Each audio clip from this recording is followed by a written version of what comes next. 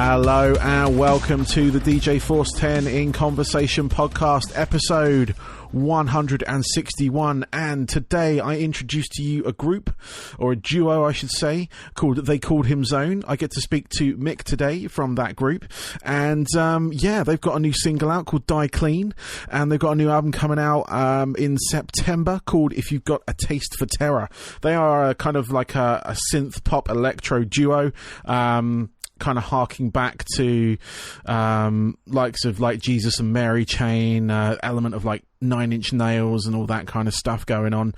New Model Army, trying to give you a kind of feed for them, but go check out their music. They've got a few bits out online, and go check them out. I really enjoyed chatting to Mick, and I really enjoyed listening to their music, to be perfectly honest with you. So it's a win-win situation, really. But I just want to give, or actually say hello to everyone again. Thank you for downloading and all that kind of good stuff. Looking for subscribers to YouTube. If you're interested and want to see some more visual content from me, then I'm looking to get up to, I've actually set myself a target of 500 subscribers. As to the sort of like nature of when that's done, I'm kind of like maybe by the end of the year. But it did pick up some pace during the sort of quarantine time, obviously allowing people at home to kind of pick and choose how they listen to this podcast and all that kind of stuff really helped. And so if you're interested in doing that, then awesome, please go join up. If you're already a YouTube account holder, all you got to do is go to my YouTube page, which is youtube.com/DJForceX, and simply hit subscribe. That way you get all the latest sort of like releases and all that kind of stuff from me sort of sent directly to your subscriber feed. And I do upload this podcast on there, but if you are listening to it on there already, thank you very much. Really appreciate your ears for this time. And I hope you guys are all right. I've gone back to work now, and it's still a bit strange, to be honest. I'm wearing a mask every day, I'm not going to say it's comfortable, because it's not, but obviously it has to be done. Trying to think what else there is really this week. There wasn't really much. This is going to be the last one this week. My DJ special I've put back till next week now, just purely because of time, and I want to sort of space out a few of the releases and stuff like that. But it's still plenty of time to go back and listen to all my other podcasts, including my DJ specials. If you go onto YouTube, I've actually made a playlist of all the podcasts on there. I'm going to do the same for my DJ shows and stuff as well. So look out for that. But for now, I leave you with Mick of They Called Him Zone. Enjoy.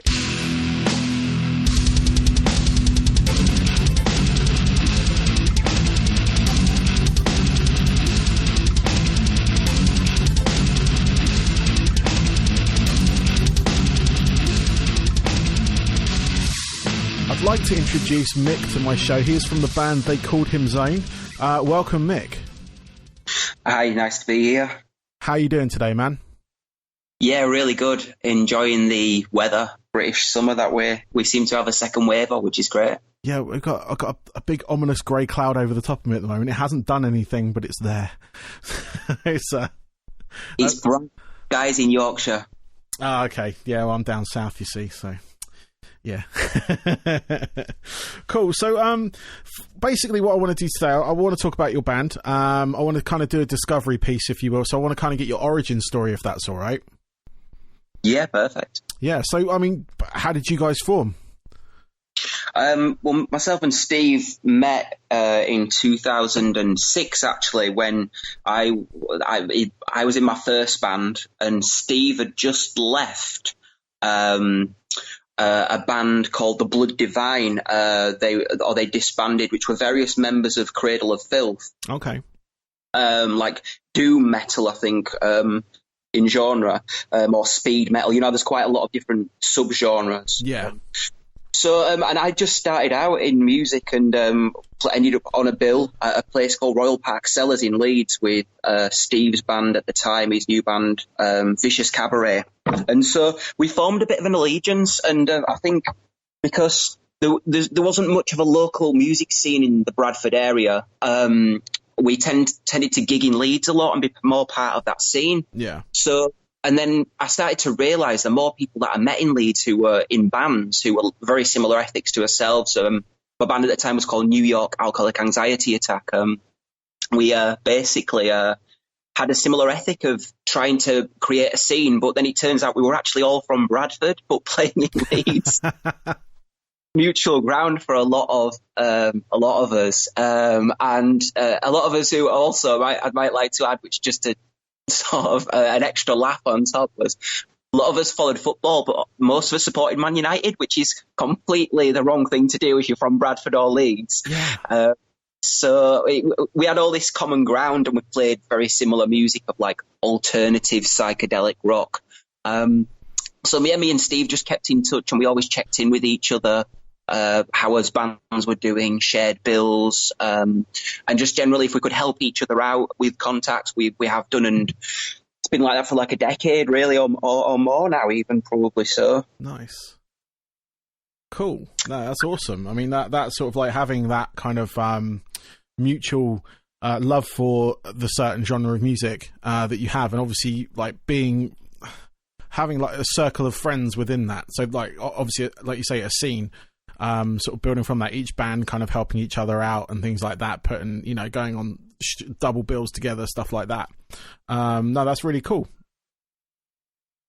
I think when it came to this project starting, because this is obviously electro rock and a departure from the alternative rock bands that we were in, I was looking for someone to join the project because it just started as a bedroom music kind of studio project of me in my own studio, just twiddling some modulation pedals and creating synthetic drum sounds. So I wanted somebody to come on board who was experienced and done a lot of touring and knew what being in a band was like. But also, when you're looking for members for a band, you've got to be able to live with these guys. You've got to be able to bounce off each other. And I was very much insistent I was looking for a co-writer and someone who can kind of rein me in.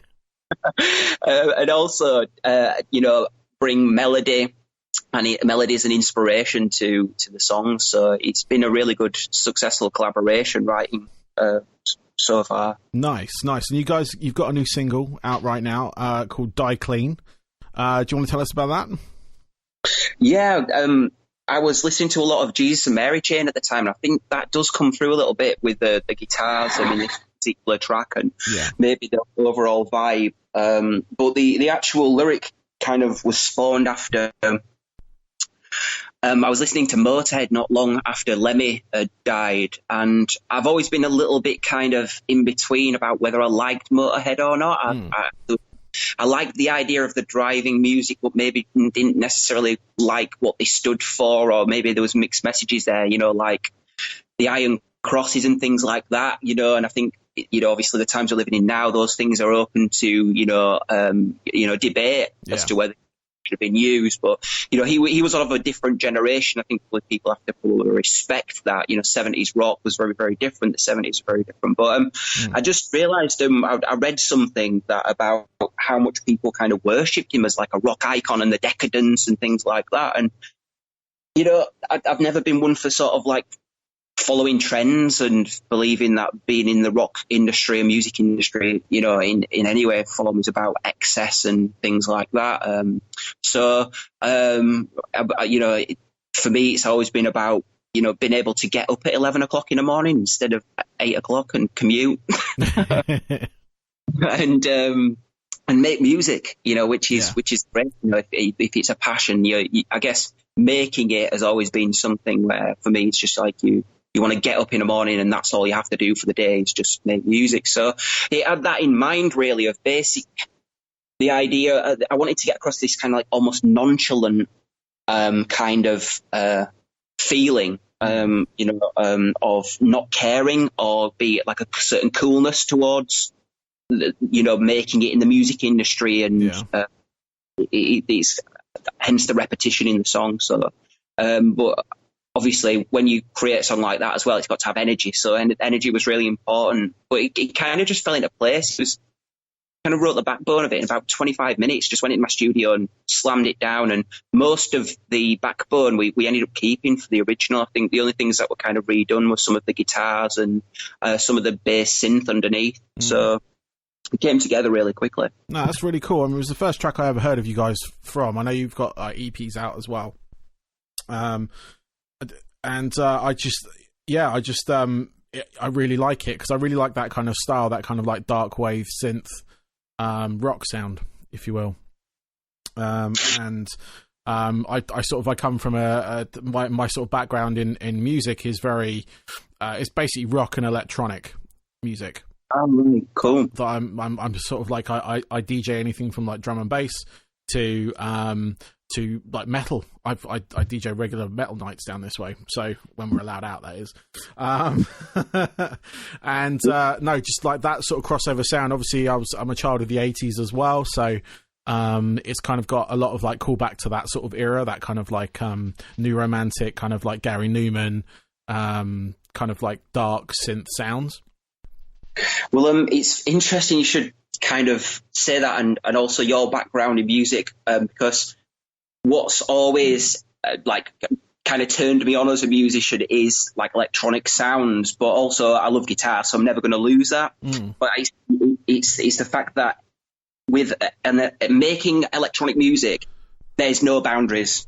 Yeah, you know, to use a metaphor, you're on the Enterprise and you were just heading off into the galaxy, and there's no end to the galaxy. It's infinite. It just goes on, and that's how I feel when I make music. But one thing that's been really exciting recently is with the record that we've put together, we've had a techno remix done of the main single, which actually isn't due out till I think last week in August or something. Okay. Which is like If You've Got Taste for Terror. But I think you dig the remix if you're a drum and bass guy. It's got that kind of drum and bass techno kind of thump about it, and it's been it's produced by a local techno duo called Verse, and a collaborator on that was someone called Patrick Stoog, who's known in that particular genre. So that's been quite exciting to get involved with that and see what other electronic artists do with our music. That's really cool. I mean, I get that to me when it's available. I have another radio show. I've been actually running. I've just brought it back after a year of it being off air. But it's basically, I call it a remix rock show, and it's an hour-long kind of quote-unquote club mix of rock, metal, electronic music, basically. So remixes, mashups, bands that actually have that sort of sound infused in them. And all that kind of stuff. I ran it for about 5 years and then stopped for a year just because I couldn't handle the sort of 2 shows and I was busy. But recently the guys at Total Rock, who I do my shows for, encouraged me to bring it back. So, any remixes, if you want to fire them my way, I can definitely give that airtime on there. So, but I look forward to that. You say it was like end of August, you say? Yeah, I mean, we might be able to work something out before then, I think. But I was just having there was a debate the other day that I think it was a friendly one because there's like a little group that I'm part of on Facebook, and it's about remixing and dance music, and the question that dropped the other day was right, drum and bass artist, who's out there, and for me it was I always go back to Goldie because he introduced me to a lot of drum and bass. Yes. And also, like, you know, in a city life, that kind of vibe for me was. It will always be drum and bass, and there's loads of fantastic artists out there, but it's what I always go back to where I first kind of discovered it, because he was such a pioneer and also very giving in terms of showcasing other people's music from that genre and jungle and things like that. So that was wicked. Yeah, no, totally. I'm a massive head of his Metalheads massive fan, of his Metalheads label from back then. Inner City Life, fantastic tune. The album was amazing as well back then. That sort of like birth of like, well, the sort of like awakening of drum and bass, I would say, from back then. Actually, if you're interested, I watched a really good there's a really good documentary that Drum and Bass Arena released on YouTube a couple of weeks ago, and it's the history of drum and bass. And it starts off that era, that kind of like the Goldie like kickoff, and goes into like Metalheads and then Renegade Hardware and all that kind of stuff. It's like an hour and a half long, but it's professionally made, but it's got interviews with all the drum and bass artists and stuff like that. But you might be interested in that if you were of that era, as I was. I mean, I've still got the vinyl now, so I'm like... Wonderful. I mean, I came to those things, I wouldn't say late in life, but my first job was in a men's independent retail outlet in Bradford called Annex, and the guy who owns the business, he was kind of like, I'm like in my sort of mid 30s now, but when I went to work there, he was probably my age, so he'd sort of like late 80s and early 90s. He had a lot of CDs around that time that he introduced me to loads of music. So there was all kinds of things like Slowly Ming and Left Field and all these acts around the town that people used to go out, Incognito, and things like that from the club scene and drum and bass scene, where people would listen to after hours, after parties, and it was just really vibrant. Like the scene in Bradford. Obviously, I was a bit too young and missed it really, but he introduced me to it, and through the music, it kind of really gave me an idea of what it must have been like. Sharing records, and it wasn't always. It was about the music, and I think that's something that's lost now. And sharing music, because it's just too easy with streaming and things like that, where if someone lent you a CD, I'd go out my way to make sure they got that CD back, and then you'd have a discussion about it and share music. It's just changed, but yeah, such a great time. Yeah, no, definitely, and like from that documentary, it shows that there's like still like if like that sort of genre goes away but comes back again, that the scene was built on what you just said there, like that kind of like transfer of CDs. And at that point vinyl and stuff like that, which was really cool. Sure, and tapes. Yeah, tapes. Yep, tapes were huge. I get a USB drive with millions of songs on it. It's crazy. It's fantastic. But no, I mean, sort of bring it up to sort of like today as well. There's a lot of bands out there that kind of infuse that kind of more sort of big sounding drum and bass. Obviously, Pendulum were kind of like a bit more of the sort of commercial success out of that. But you got guys like the Prototypes, you got the Chemists, there's a whole plethora of bands out there. Like there's a band called Seething Akira from down Southway, and they're kind of they infuse a lot of electronic, like sort of dance music into like sort of like a more of a punky rock thing, which was really cool. It might be worth checking out if you're into that sort of stuff. But I mean, like just sort of having, and then like the sort of like general sort of like down like synthwave things and things like that seem to be creeping up now as a sort of like I say semi-commercial success, if you will, with like Stranger Things and whatnot doing, having that kind of like retro feel. But it's also brought through a lot of artists that kind of do I think that is key. Actually, what you just said, because I think TV and film, particularly streaming services of film and television, have really, really helped to, I guess, establish and reinvent a lot of genres that have kind of been lost and might have been classed once as maybe niche genre, but have kind of brought them into the modern world or dragged them up. And Stranger Things is an excellent example. I really love the theme, the scores for that. Yeah. But even things like maybe, I don't know how long ago it was it a decade ago, the second Tron film? Yes. With Daft Punk went with that was quite inspirational, and there was films like, I think, is it called Drive with Ryan Gosling? Yeah. That had a very kind of electronic soundtrack.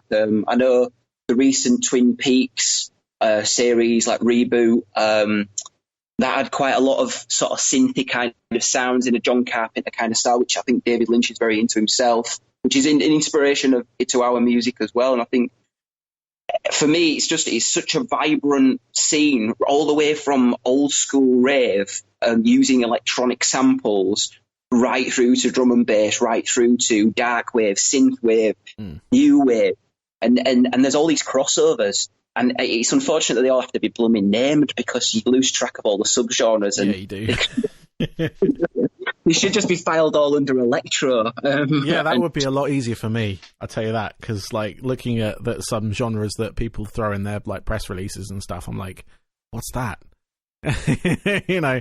But obviously, you know, it's, I guess people need to have that kind of, you know, there needs to be an element of pigeonholing so people can describe you, or marketing, I guess the word is, if you want to give it a business name. But yeah, no, I mean that synthwave side of things. I mean, I'm very much into that. I was a big fan of, well, I still am, big fan of video games. So like, especially ones from like the 80s and 90s when I was a kid, and the sort of soundtracks that came with that, and it kind of like it's that kind of chiptune scene, but with more refined, like outlets, if you will. They're not like relying on a chip inside of a game system to produce various sounds, which is obviously quite limiting. Yeah, things like, you know, from Outrun to Mortal Kombat, all these, you know, synthetic sounds that were created are fantastic. You know, I was playing Sonic the Hedgehog a while ago. There was a complete novelty when I was around at someone's house. They downloaded like a Sega Mega Drive Mega Box type game thing on the PS4. Yeah, and it had all these like Streets of Rage and all these old school games that I remembered, and Alex Kidd, and it was just brilliant. The sounds and the melodies that people were recreating from those computer games. Who would have thought it? It's crazy. I mean, like Streets of Rage is one of my favorite soundtracks when it comes to video games. And I've got the Mega Drive Mini Classic thing. I had a Mega Drive when I was a kid as well. But yeah, just like playing that, it's a pure nostalgia hit. But the songs were really good, like on their own. You know, like you say, the melodies they got out of that sort of like, I'd say basic chipset, but you know, what they got out of that is amazing. Things like Outrun as well. Sort of that soundtrack is iconic when it comes to video games. And yeah, no, it's certainly it's a genre that I really love. Like, just sit back and listen to. Really. There's a plugin because one of the how we came up with a band name was partly down to like the primitive music equipment that we had at our kind of disposal, really, in that we were a synth band, electro rock synth band that to start with didn't actually have a synthesizer. I had a 1989 Casio keyboard, which I was plugging into like bass synthesizers and modulation pedals to emulate those sounds.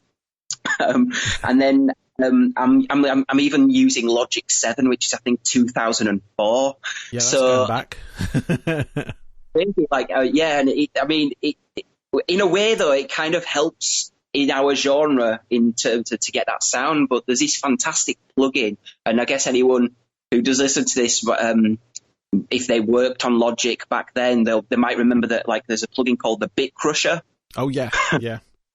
And yeah, if you're so it's just fantastic.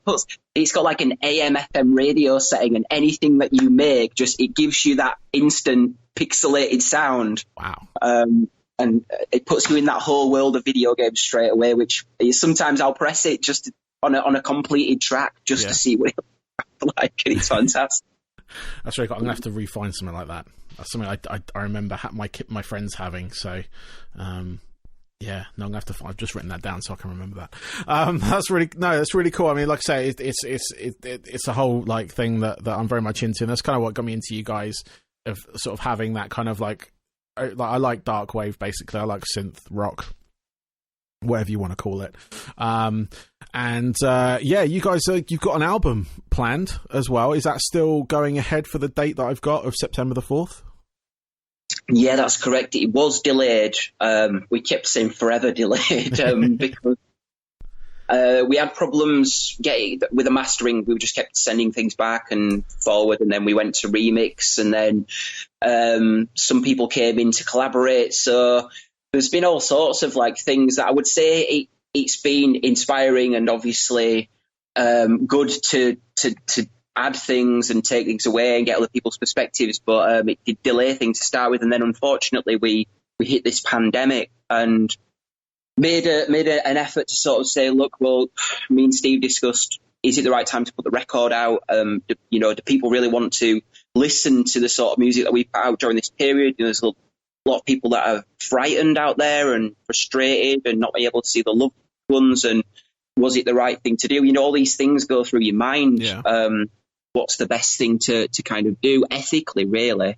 So, I consulted with some friends of mine who are in, bigger bands, and friends who are in smaller bands, and musicians across the board. And the general sort of state of, or consensus, if you like, was see what happens. And when you feel like putting it out, put it out. And we delayed it for quite a while, maybe three months or so. And we decided to go ahead and just put it out anyway, because it's kind of been a couple of years in the making anyway. And I don't wish to, scaremonger or anything like that, but I don't see, it's going to be a slow easing of things out there, and I don't see things changing for a long time. And the only thing that we can do different outside of lockdown is find places to gig that have incorporated a social distancing guideline, policies and procedures to their venues, which I think is going to be very difficult for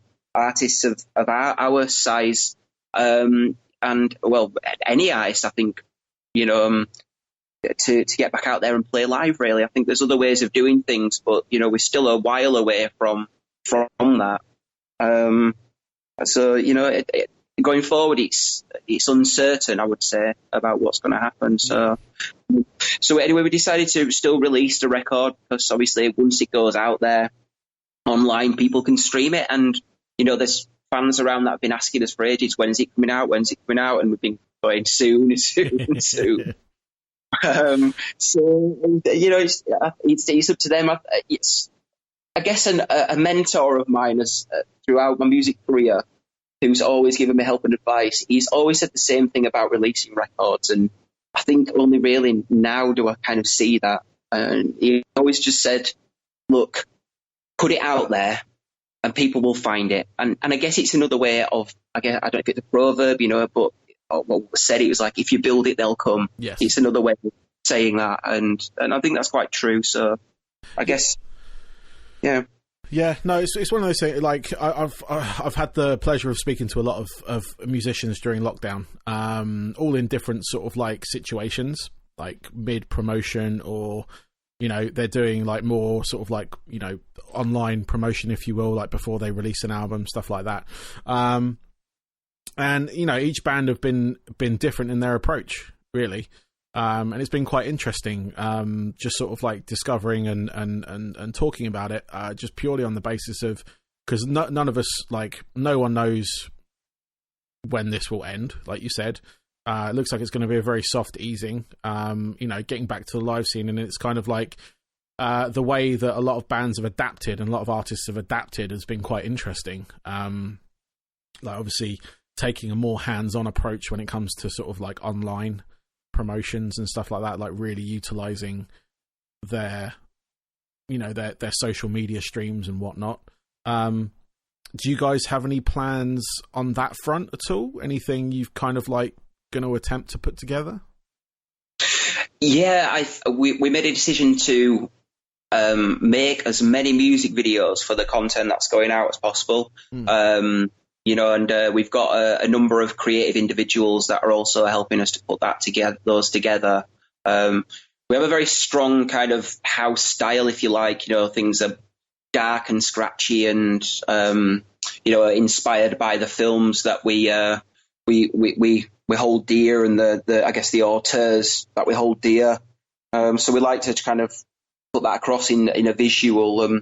I think moving forward, we probably will at some point maybe do some kind of live streaming performance, but we agreed that we wouldn't do that until we could both be in the same room and make and kind of set things up like we do when we actually perform, because we always have a little bit of production with us. So we always have like a projection, of like visuals, additional lights, like a psychedelic oil wheel, and some, I wouldn't say stage props, but more stage ornaments, if you like, just to kind of enhance the overall aesthetics, really. So until we can do that safely, we won't do that. We've got the space to do it at our studio. So we will definitely try something, but again, just wait and see.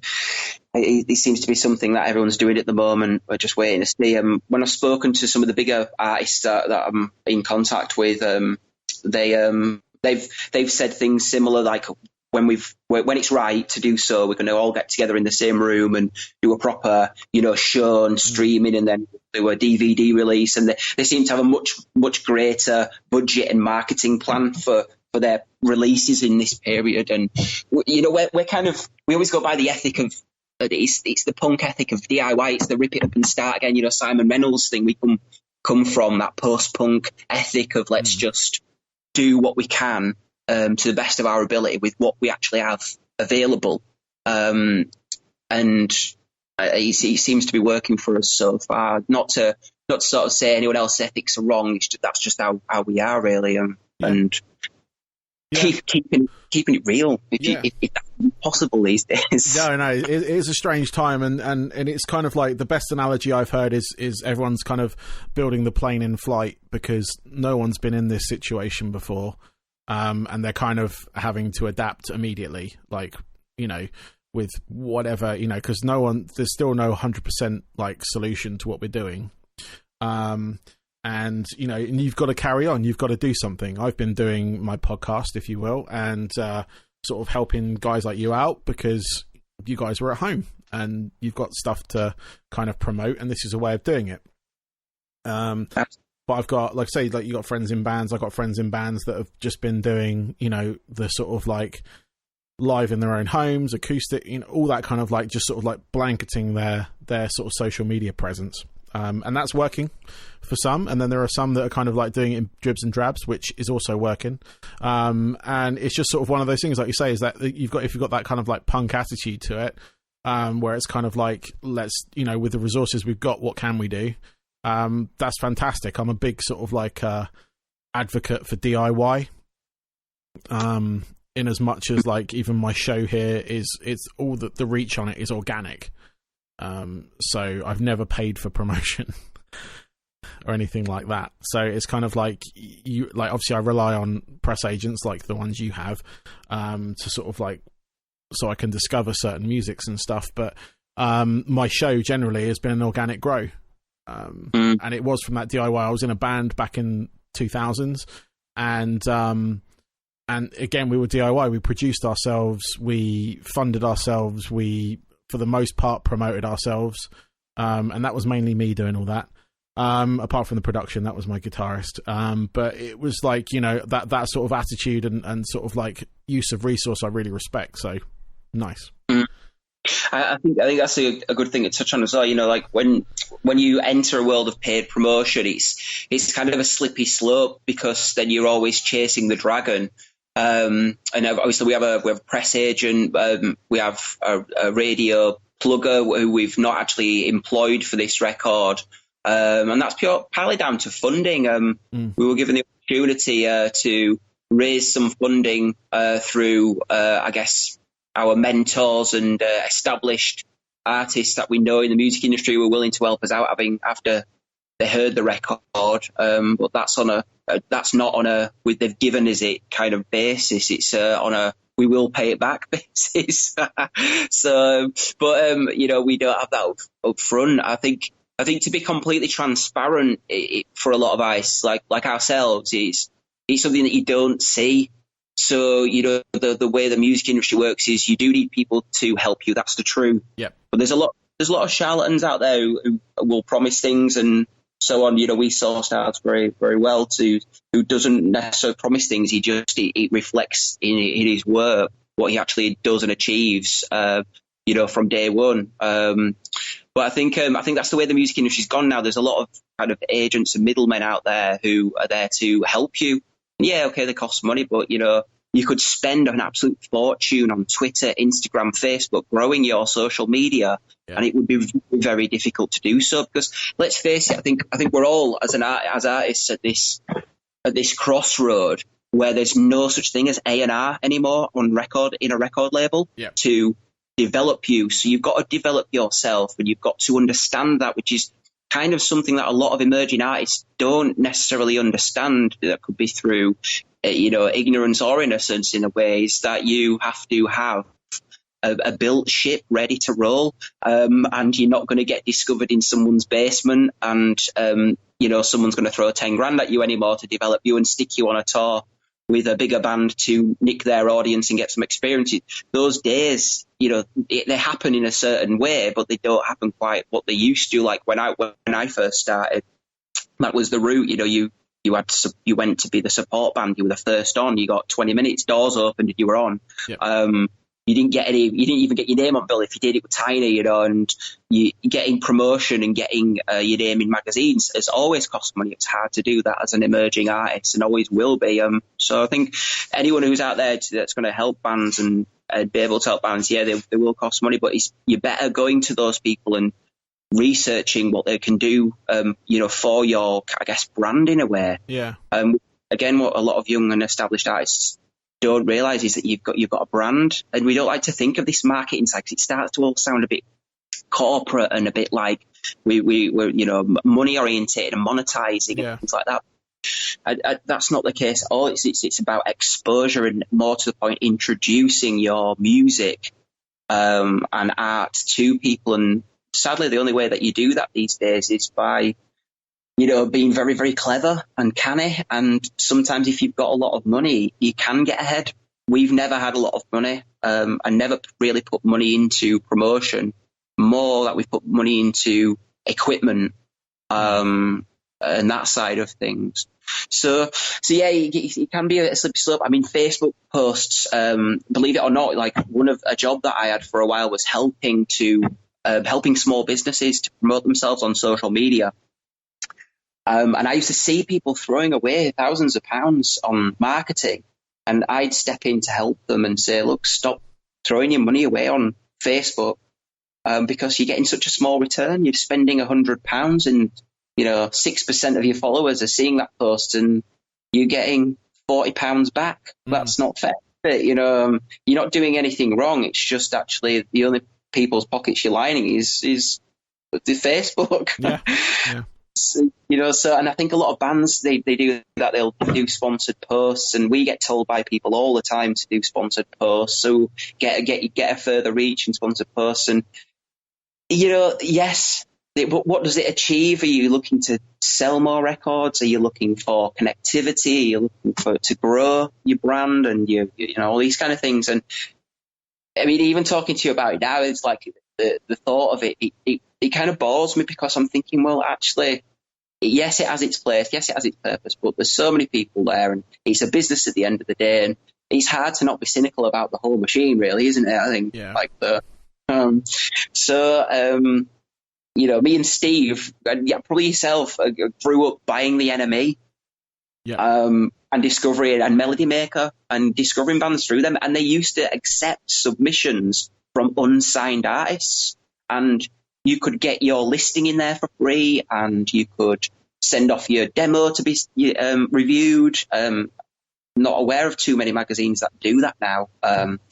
Big Cheese do that, actually. I've got to say, I've been reviewed in Big Cheese a few times. They do that. You can submit your record, but there's very few that, and I think they're inundated with MP3s and stream links to review.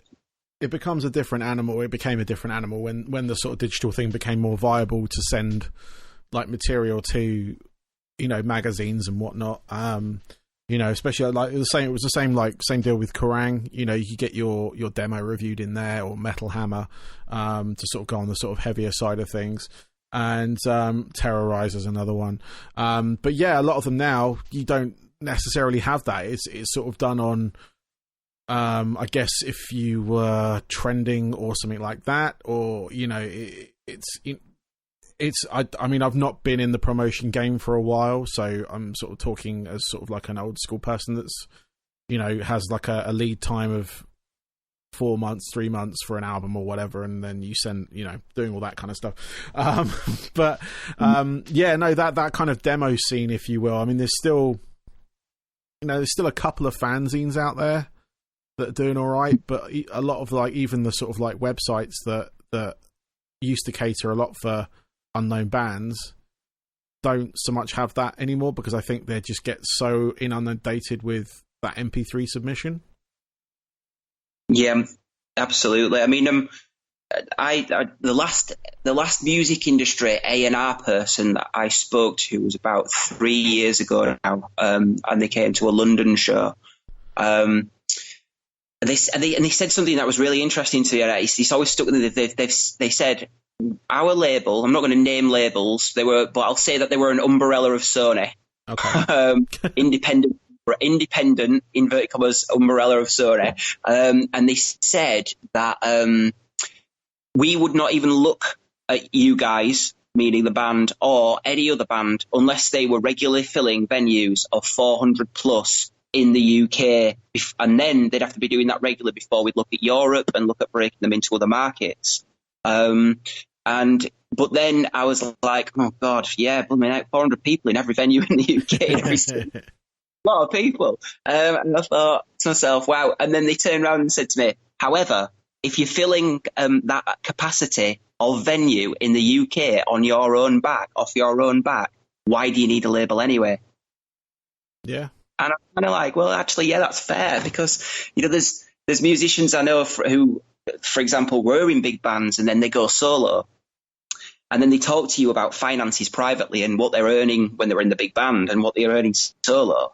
And actually, they're taking more home in the back pocket by playing to 200 people in a small venue than they are playing to 2,000 with the band.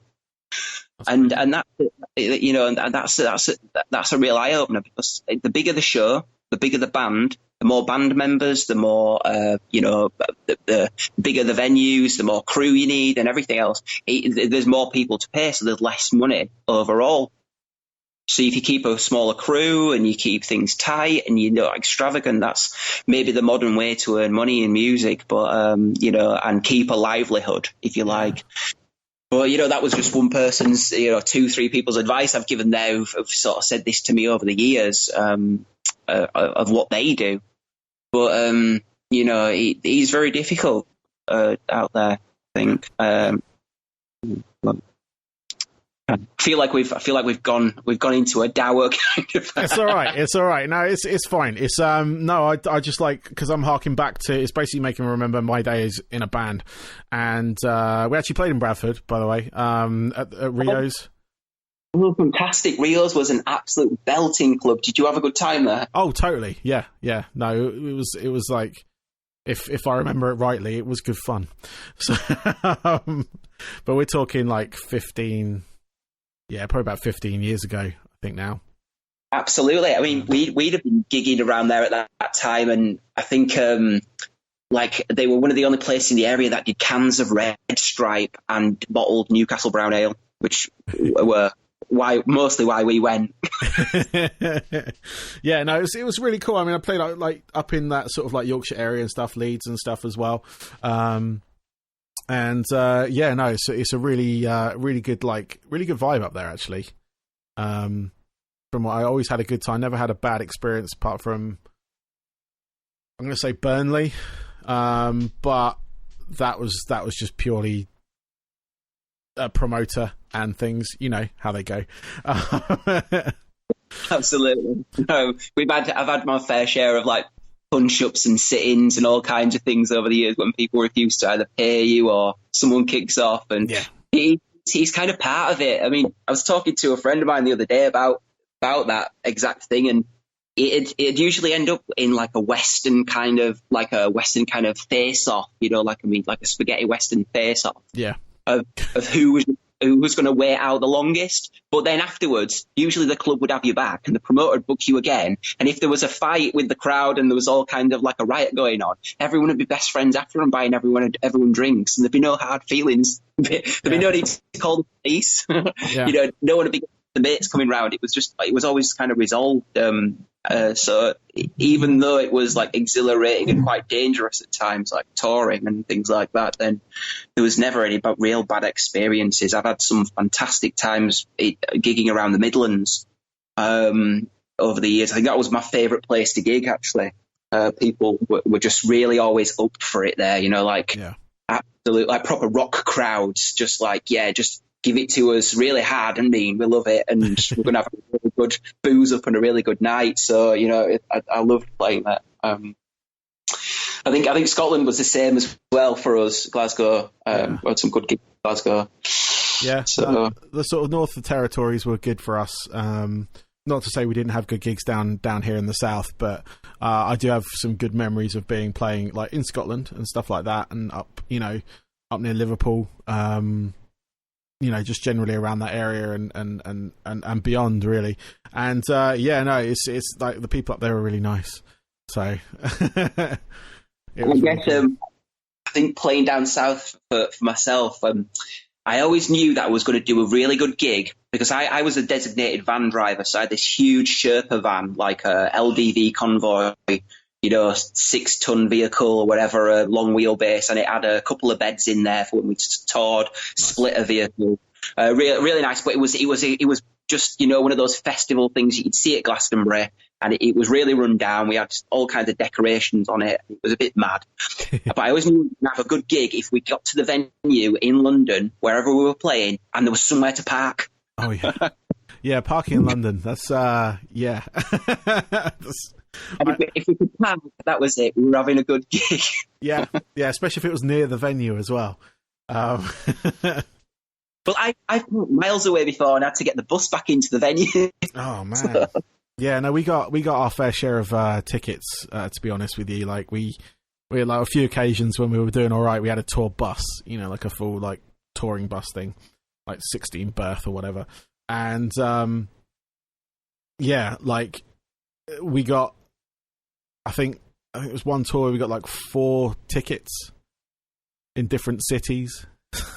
Because we insisted on parking outside the venue and like leaving it plugged in there, and I never really liked London was always expensive, like just to like because like we'd insist on parking near the venue. So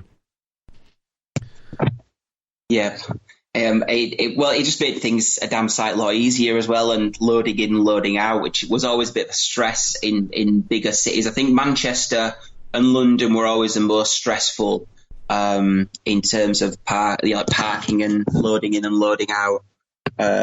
Although saying that, the Manchester Academy was always dead easy. That was always pleasant. I think the bigger venues in London were difficult. I remember I played a gig at the Astoria before that was demolished, maybe a couple of weeks.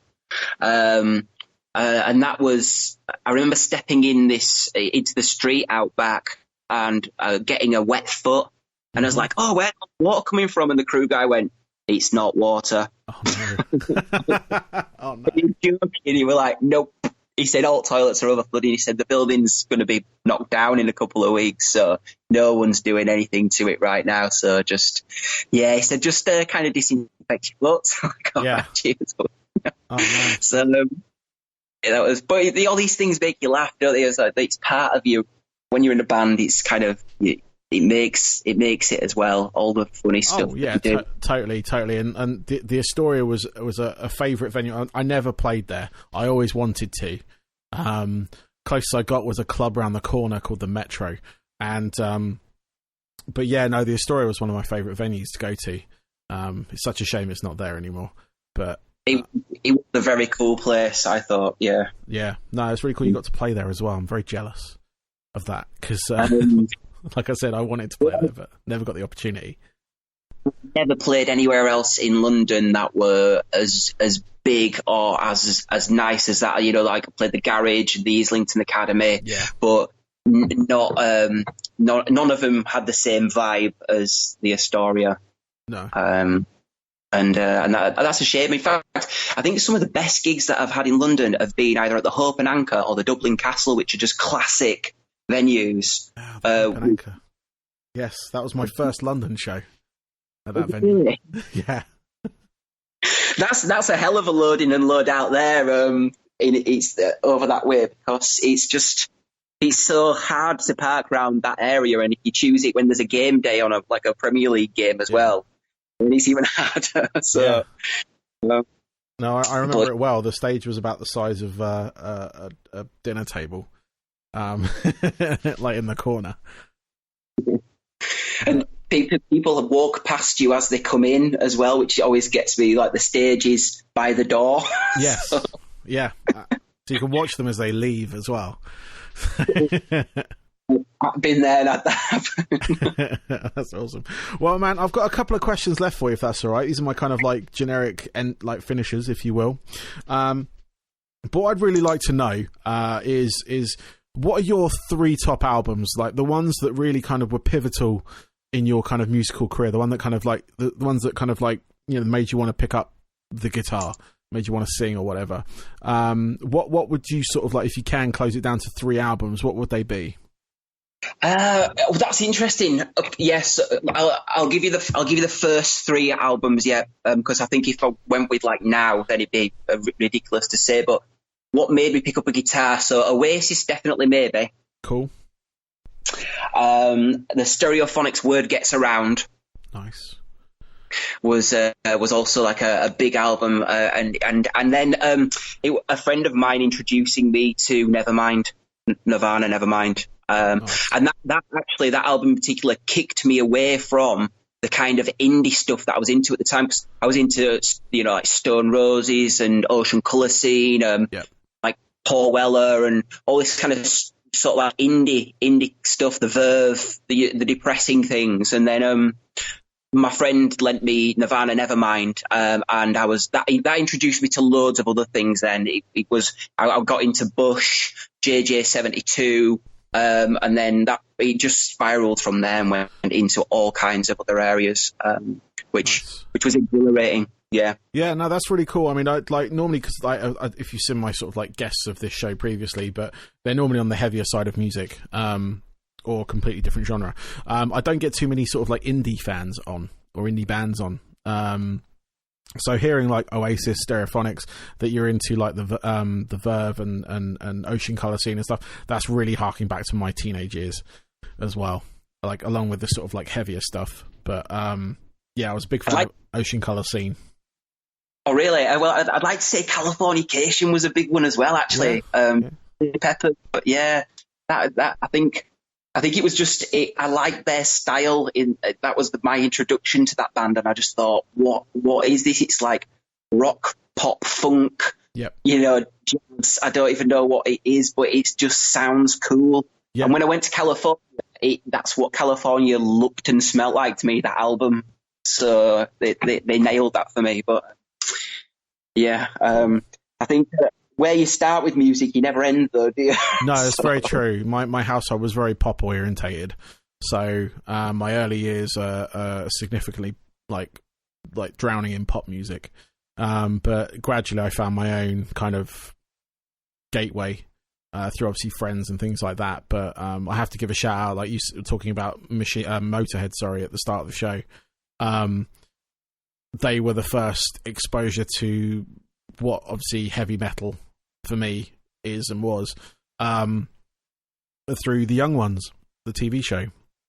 Fantastic! Because they had occasionally had musical guests on there, randomly mid sitcom. But there was one where they were going on University Challenge, and they have this montage moment where they're rushing to the TV studio, but it's all to the sound of Ace of Spades. Yeah, I know that. I do know that episode.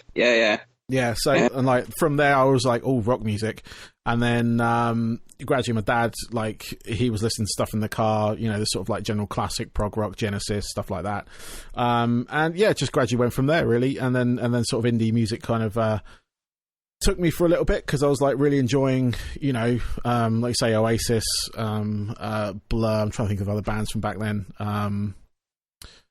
I've already mentioned Ocean Colour Scene. I'm trying to Dodgy. Seeds,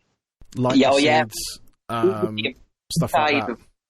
Of things like, Presidency of the United States of America and that kind of thing kind of fell into that indie vibe for me a little bit as well. Just there was a definitely crossover, and the Breeders and Brian Jonestown Massacre. I love Brian Jonestown Massacre.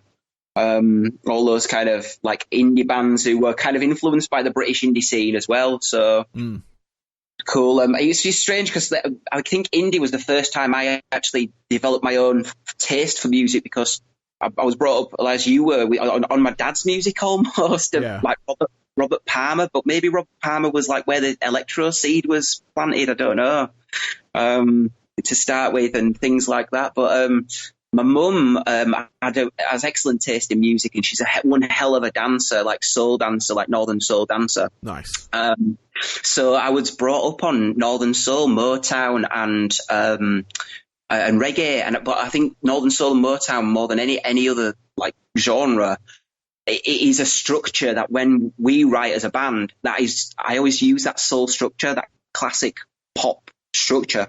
Yeah. And I think that manifested from of keeping things going, keeping things interesting, keeping people up. And I think that was maybe where some of the energy from our songs definitely come from. That's really cool. That's really cool. Yeah, I mean, like my taste going to like the sort of hip hop side. So the Northern Soul is like a big part of that. Just in the much on that DJing part of it, like keeping people going and, you know, finding that break that keeps people dancing. What is the album now? I think Cypress Hill, Temples of Boom. Yeah.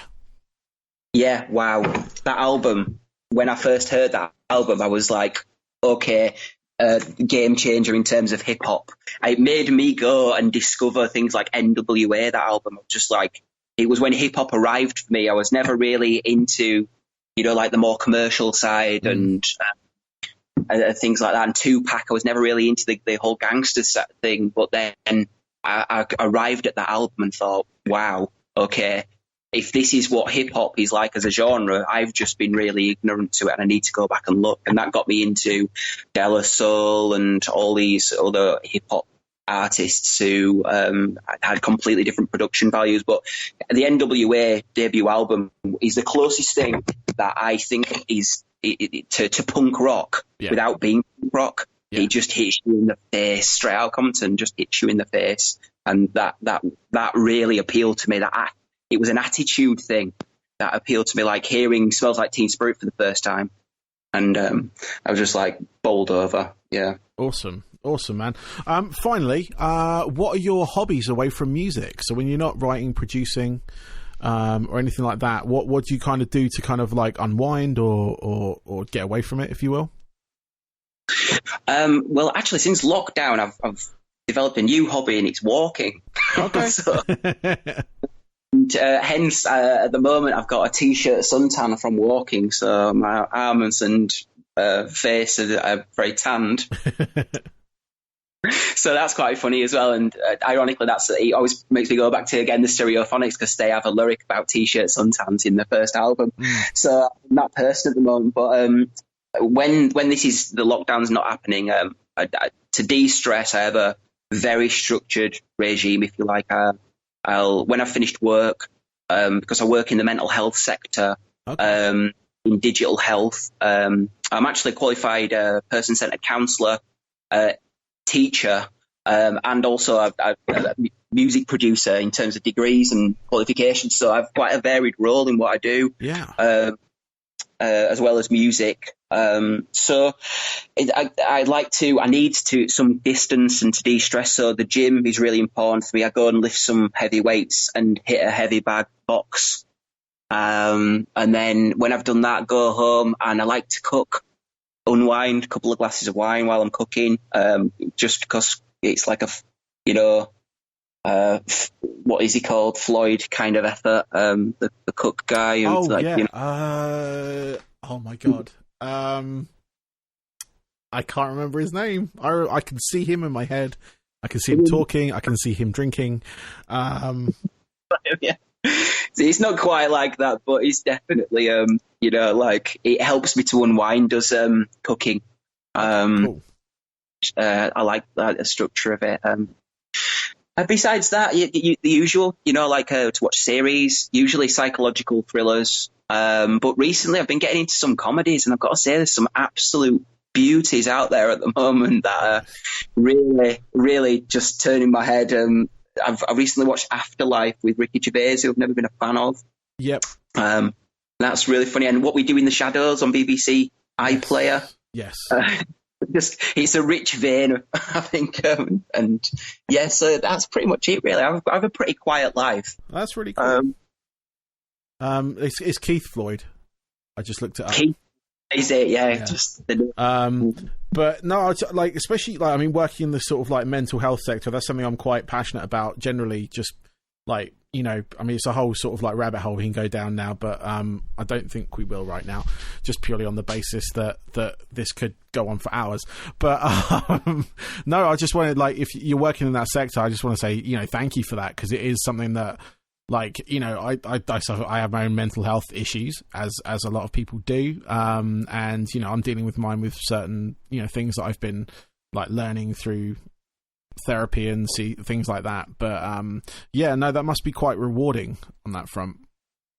I mean, I think, I mean, on that note, I think none of us are exempt from having a crisis. Yeah. You know, whether that is anxiety, depression, all kinds of things. I mean, one thing in this period, you know, that has been I found quite difficult myself is I had a hospital visit, which is another reason the record was delayed. So I started having these really intense migraines, and it turns out like I had like a spasm in my brain. Okay. So I had to go to hospital and have loads of neurological examinations, and I won't go into too much detail, but like everywhere that you can have an examination, I had an examination. And but it was also an interesting but frightening process, and you know, it took me a couple of weeks after that hospital visit where I thought, you know, during this crisis as well, you know, and all the things that are going on, and having to go into hospital was extremely stressful. So even if you work in a sector and you're qualified in certain things in the mental health sector, it doesn't make you exempt, and no one's exempt.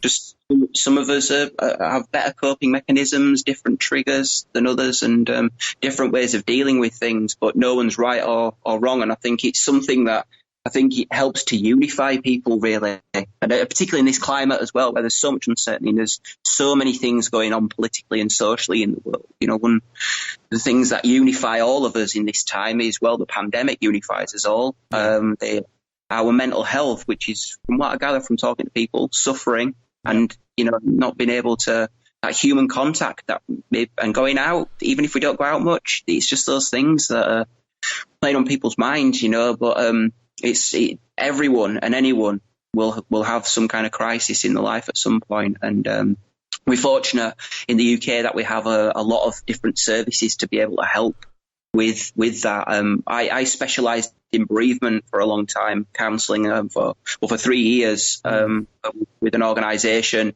a national organisation, who were fantastic, and it was great to be part of that and help people. Because I think it's something that, again, none of us are exempt to. We are all born. You can't argue with that. Yep. And unfortunately, you know, quite poignantly, we will all die. Yeah. And while we're here, we've got to, you know, just do our best, really. As the dude would say, take it easy. yeah, no, totally, and that's a big message in that, like that I found really useful. Like initially, when I was sort of like getting help to start with, was knowing that I wasn't on my own. You know, I found out quite quickly that a lot of people, even people that I knew that hadn't spoken about it with me at all, had their various issues, and I attended like group sessions and stuff like that to sort of try and help me. And you know, and it was just like being in a room of people that have, you know, their sort of like level of mental health issues. It really helped, because it's like, I'm not doing this on my own. Like, it's all in my head, but it's like there are other people that have the same kind of issue, I guess, to want of a better word. There's some solace in that other people are experiencing the same thing. I mean, when I was qualifying, I've had person-centered therapy in my mid-20s, which turned me on to thinking about it and thinking about the whole process.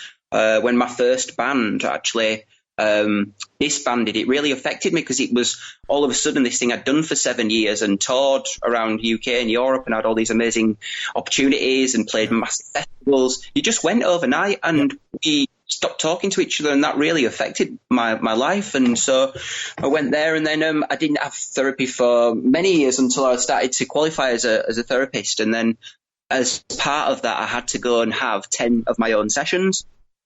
And I loved it so much, I stayed for 20. And I learned a lot, obviously, about it because but I also realised that there was things in my life that I actually still needed to talk about, and the best way to do that was to talk to someone who were neutral, who I didn't know. Yeah. It wasn't, friend looking. I wasn't looking for support. I was just talking to someone who I didn't know, and there's something exhilarating in that, and also it freed me up massively. It's, no, definitely, and like you said just then about like when your band splits up. When mine went, it was like a breakup, like a relationship breakup. I mean, we all sort of like still sort of talk and all that kind of stuff, but it felt like a part of you, like if you like you split up with a girlfriend or a long-term girlfriend or anything like that, it felt like that. Yes, absolutely. And yeah.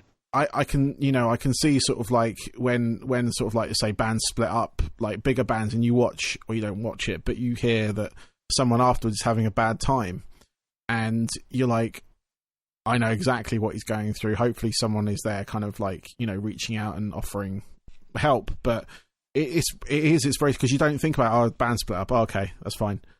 But yeah, absolutely, it did. It genuinely affected me, and it came out like when I was in one of my sessions, and it was like, because I'd never like correlated the two before. I kind of, because it was like it was a band. It wasn't like say if like me and like girlfriend or me and my wife split or whatever. It's not like that. But then it turns out it's very much the same. Yeah. 100%, I completely agree, and it's really good because I think when I tried to talk to my friends and family about it, I don't know about yourself, they didn't really understand, because to them it was like, oh well, you'll get back to where you were, and you'll find a new band, and oh maybe you should try this and try that, and but you've lived something quite unique, and I can only maybe refer to it as being, you've kind of been in a gang. Yeah. And that's very much it.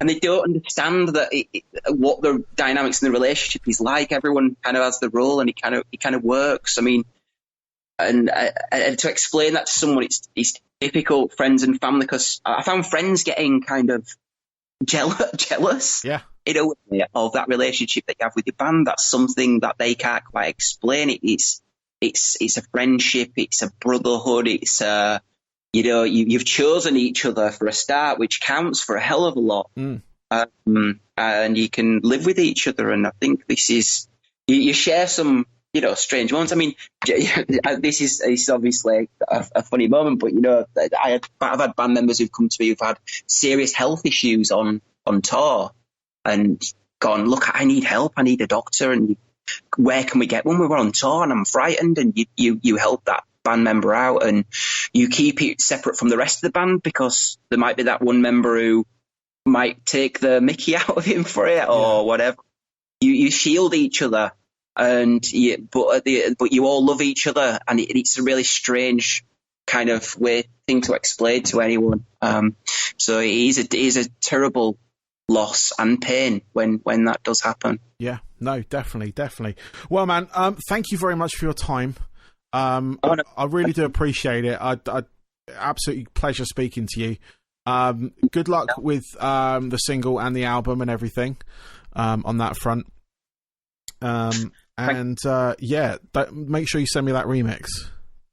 Absolutely, yes. Definitely. I will talk to Gary. Cool, excellent. And see if we can maybe get that to you sooner. Awesome.